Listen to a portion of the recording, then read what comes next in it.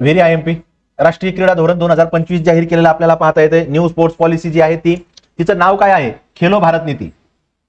मग यापूर्वी क्रीडा धोरण कधीचं होतं विचारलं जाऊ शकतं आपल्याला 2001चं। आणि या क्रीडा धोरणाचं ध्येय किंवा हेतू किंवा फोकस काय आहे तर 2036 ची जी काही ऑलिम्पिक होणार आहे त्याच्यामध्ये जास्तीत जास्त पदक मिळवणं हे आपल्याला पाहता येतं। शिवाय येणाऱ्या 2 दशकामध्ये आपला देश क्रीडा स्पर्धेमध्ये पहिल्या 5 मध्ये आला पाहिजे यासाठी प्रयत्न करण्यासाठी हे नवं खेलो भारत नीती हे राष्ट्रीय क्रीडा धोरण जाहीर केलेलं आपल्याला पाहता येतं। 5 गोष्टी त्यांनी टार्गेट ठेवलेले आहेत, 5 स्तंभ किंवा पिलर आहेत। कुठले कुठले आहेत? जागतिक दर्जाचं प्रशिक्षण आणि सोयी सुविधा द्यायच्यात, सरकार यासाठी प्रयत्न करणार आहे। आर्थिक विकास करायचा आहे, सामाजिक विकास करायचा आहे, खेळाला एक लोक चळवळ करायची त्यांना, ही त्यांचं टार्गेट आहे। आणि जी नॅशनल एज्युकेशन पॉलिसी आहे 2020 ची त्याच्याशी शिक्षणाला एकात्मता साधण्याचं त्यांचं टार्गेट आपल्याला पाहता येतं। मग क्रीडा मंत्री जे आहेत आपले मनसुख मांडवीय आहेत, त्यांचंही नाव लक्षात ठेवा। हे सगळं धोरण कसं चालणार आहे?